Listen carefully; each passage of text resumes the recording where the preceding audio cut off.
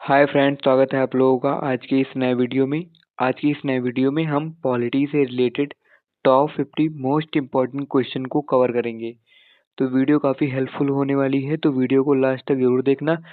आप अगर एक भी क्वेश्चन आप लोगों के लिए पूरा क्वेश्चन पूरा कंटेंट एकदम मजबूत कंटेंट मिला गया है जो कि आपके कम्पिटिटिव एग्जाम के लिए मोस्ट इम्पॉर्टेंट है, तो वीडियो को मिस मत करना। तो वीडियो करते हैं स्टार्ट। तो पहला क्वेश्चन है हमारा कि भारत का संविधान कब लागू हुआ? तो भारत का संविधान कब लागू हुआ?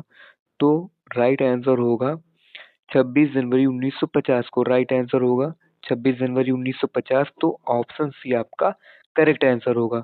और चलिए, आपका अगला क्वेश्चन है कि संविधान सभा की स्थापना कब हुई थी? तो आपका राइट आंसर हो जाएगा 1946 में हुई थी। करेक्ट आंसर है ऑप्शन ए, आपका सही जवाब है। 1946 में संविधान सभा की स्थापना हुई थी। और चलिए, आपका अगला क्वेश्चन है कि संविधान सभा के अध्यक्ष कौन थे? तो आपका राइट आंसर हो जाएगा डॉक्टर राजेंद्र प्रसाद थे। तो आपका ऑप्शन बी आपका सही जवाब होगा। तो चलिए, आपका अगला क्वेश्चन है कि संविधान सभा की प्रारूप समिति के अध्यक्ष कौन थे? तो आपका राइट आंसर हो जाएगा doctor Bhimrao Ambedkar. Right answer होगा। तो आपका ऑप्शन भी बिल्कुल करेक्ट है, डॉक्टर भीमराव अम्बेडकर। तो चलिए, आपका अगला क्वेश्चन है कि भारत का संविधान किस देश के संविधान पर आधारित नहीं है? तो आपका करेक्ट आंसर होगा क्या? चीन। चीन देश पर मतलब आधारित नहीं है। तो ऑप्शन जो डी होगा आपका बिल्कुल राइट आंसर है। तो चलिए, आपका अगला क्वेश्चन है भारत का संविधान किस प्रकार का है? तो आपका जो राइट आंसर होगा वो कठोर और लचीला दोनों है। तो आपका ऑप्शन ए भी है, ऑप्शन बी भी। तो ऑप्शन सी आपका करेक्ट होगा क्योंकि ये दोनों कठोर और लचीला दोनों है। तो चलिए, आपका अगला क्वेश्चन है कि भारत का सर्वोच्च न्यायालय कब स्थापित हुआ? तो आपका राइट आंसर हो जाएगा 1950 में स्थापित हुआ था। तो ऑप्शन बी आपका सही जवाब है 1950 में। तो चलिए, आपका अगला क्वेश्चन है संविधान के किस भाग में मौलिक अधिकारों का वर्णन है? तो आपका राइट आंसर हो जाएगा भाग 3 में है मौलिक अधिकारों का वर्णन। तो ऑप्शन ए आपका सही जवाब है। तो चलिए, आपका अगला क्वेश्चन है भारत में कितने मौलिक अधिकार हैं? तो आपका इसमें राइट जो आंसर होगा वो 6 है। तो ऑप्शन से आपका बी आपका सही जवाब होगा। 6 राइट आंसर होगा। तो चलिए, आपका अगला क्वेश्चन है अनुच्छेद 32 किससे संबंधित है? अनुच्छेद 32 किससे संबंधित है? तो आपका सही जवाब होगा न्याय प्राप्ति और अधिकार से संबंधित है। तो आपका ऑप्शन बी आपका सही जवाब होगा। चलिए, आपका अगला क्वेश्चन है अनुच्छेद 370 किस राज्य से संबंधित था? तो आपका सही जवाब होगा जम्मू कश्मीर से। तो ऑप्शन बी आपका सही जवाब होगा जम्मू कश्मीर से। चलिए, आपका अगला क्वेश्चन है भारत के राष्ट्रपति का चुनाव कौन करता है? तो आपका सही जवाब होगा सांसद और राज्य विधानसभाएं करती हैं। तो ऑप्शन सी आपका सही जवाब होगा। चलिए, आपका अगला क्वेश्चन है भारत के राष्ट्रपति का कार्यकाल कितना होता है? तो आपका जो राइट आंसर होगा वो 5 वर्ष होगा। तो ऑप्शन बी आपका सही जवाब है, 5 वर्ष कार्यकाल होता है। आपका सही जवाब है। तो चलिए, आपका अगला क्वेश्चन है प्रधानमंत्री की नियुक्ति कौन करता है? तो आपका सही जवाब होगा राष्ट्रपति करता है। तो ऑप्शन बी आपका सही जवाब है, प्रधानमंत्री की नियुक्ति राष्ट्रपति करता है। चलिए, अगला क्वेश्चन है लोकसभा में अधिकतम संख्या जो सदस्य संख्या है वो कितनी हो सकती है? सबसे अधिकतम। तो आपका जो राइट आंसर होगा वो 552 हो सकती है। तो डी ऑप्शन आपका बिल्कुल करेक्ट है, 552 सदस्यों की संख्या हो सकती है। चलिए, आपका अगला क्वेश्चन है कि राज्यसभा में अधिकतम सदस्य संख्या कितनी हो सकती है? तो आपका सही जवाब होगा 250, 250। तो आपका ऑप्शन बी आपका बिल्कुल सही जवाब होगा। चलिए, आपका अगला क्वेश्चन है लोकसभा का कार्यकाल कितने वर्षों का होता है? तो आपका सही जवाब होगा 5 वर्षों का होता है। तो ऑप्शन बी आपका सही जवाब है, 5 वर्ष। चलिए, आपका अगला क्वेश्चन है भारतीय संविधान में संशोधन की शक्ति किसके पास है? आपका सही जवाब होगा किसके पास? सांसद के पास है। तो आपका ऑप्शन भी बिल्कुल राइट होगा, सांसद। चलिए, आपका अगला क्वेश्चन है भारत में राज्यपाल की नियुक्ति कौन करता है? आपका जो राइट आंसर होगा वो राष्ट्रपति करता है। तो ऑप्शन है आपका सही जवाब है, राष्ट्रपति करता है। चलिए, आपका अगला क्वेश्चन है सुप्रीम कोर्ट के मुख्य न्यायाधीश की नियुक्ति कौन करता है? तो आपका राइट आंसर हो जाएगा राष्ट्रपति करता है। तो ऑप्शन भी आपका सही जवाब है, राष्ट्रपति करता है। चलिए आपका अगला क्वेश्चन है, भारत का जो संविधान है किस तिथि को अपनाया गया था? तो आपका सही जवाब हो जाएगा 26 नवंबर 1949 को अपनाया गया था। तो ऑप्शन यहाँ पर करेक्ट है।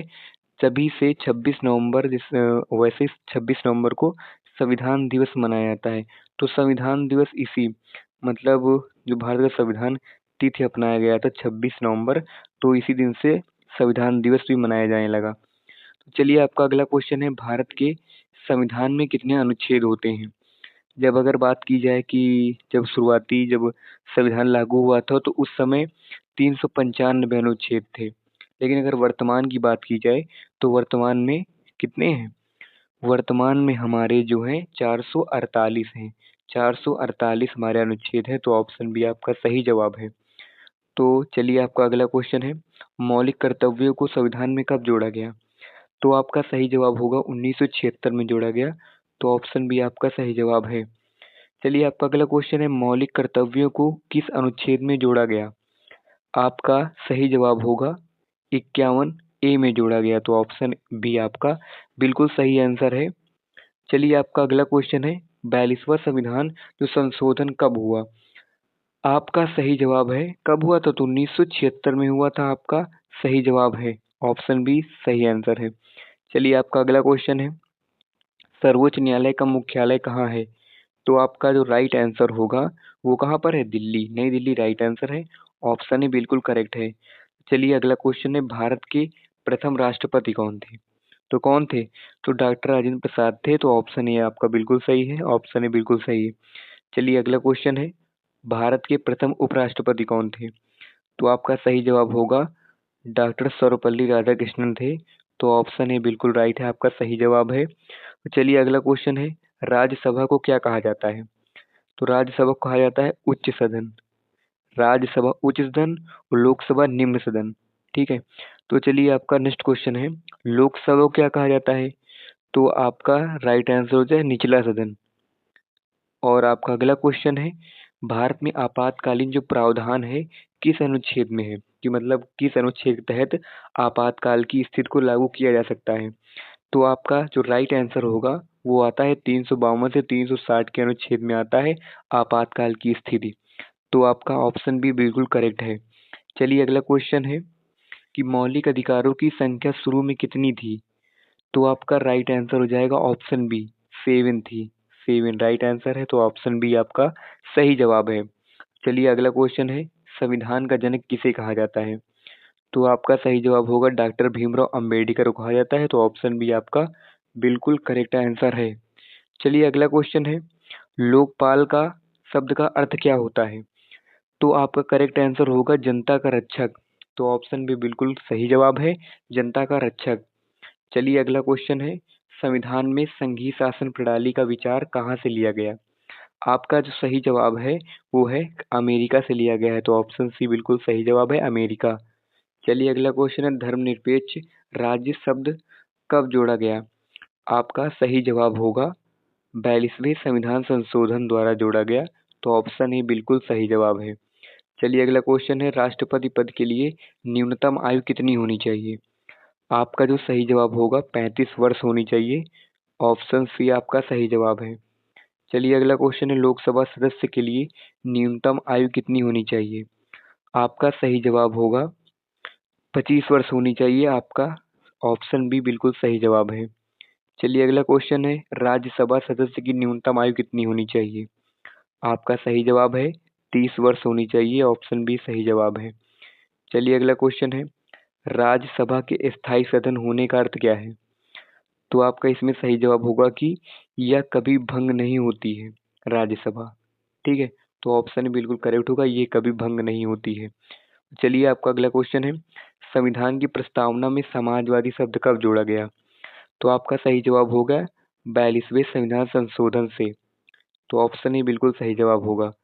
चलिए अगला क्वेश्चन है, जो इक्वलिटी बिफोर लॉ है की अवधारणा कहाँ से ली गई है? तो आपका सही जवाब होगा कहाँ से ली गई? ब्रिटेन से ली गई है। तो ऑप्शन ए आपका बिल्कुल सही जवाब होगा। तो चलिए नेक्स्ट क्वेश्चन है, जो directive principles of state policy है वो मतलब कहाँ से ली गए हैं? तो आपका जो करेक्ट आंसर होगा वो आयरलैंड से ली गई है, आयरलैंड। तो ऑप्शन ए आपका बिल्कुल करेक्ट आंसर होगा। और चलिए अगला क्वेश्चन है, जो भारत का राष्ट्रपति होता है किन परिस्थितियों में इस्तीफा देता है? तो किन परिस्थितियों में देता है? तो उपराष्ट्रपति को देता है, भारत को राष्ट्रपति होगा, उपराष्ट्रपति को इस्तीफा देगा, या फिर जो अगर उपराष्ट्रपति राष्ट्रपति को इस्तीफा देगा।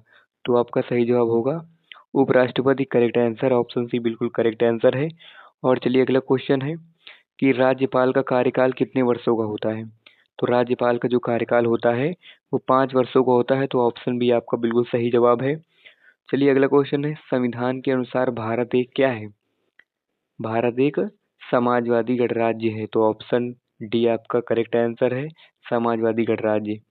चलिए अगला क्वेश्चन है, 44वां संविधान संशोधन कब हुआ? तो कब हुआ था? तो 1978 में हुआ था। तो ऑप्शन बी आपका बिल्कुल सही जवाब है। चलिए अगला क्वेश्चन है, संविधान की आत्मा किसे कहा जाता है? आपका सही जवाब होगा प्रस्तावना को संविधान की आत्मा कहा जाता है। तो ऑप्शन ए आपका बिल्कुल सही जवाब है, प्रस्तावना। चलिए अगला क्वेश्चन है, भारत का चुनाव आयोग एक क्या है? तो एक संवैधानिक संस्था है। तो ऑप्शन ए आपका बिल्कुल करेक्ट है, संवैधानिक संस्था। तो चलिए आपका आज का लास्ट क्वेश्चन है, वो भारत के संविधान में नागरिकता से संबंधित जो प्रावधान है किस भाग में है? तो आपका जो सही जवाब होगा वो भाग 2 में है। तो ऑप्शन बी बिल्कुल करेक्ट होगा, भाग 2 में इसका प्रावधान जो नागरिकता से संबंधित प्रावधान है वो भाग 2 में दिए गए हैं।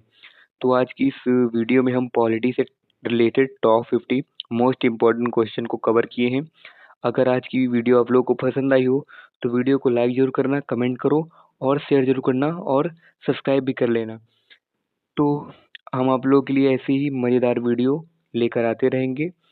तो वैसे आज की वीडियो बस यहीं तक रखते हैं, मिलते हैं किसी नेक्स्ट वीडियो में, तब तक के लिए जय हिंद।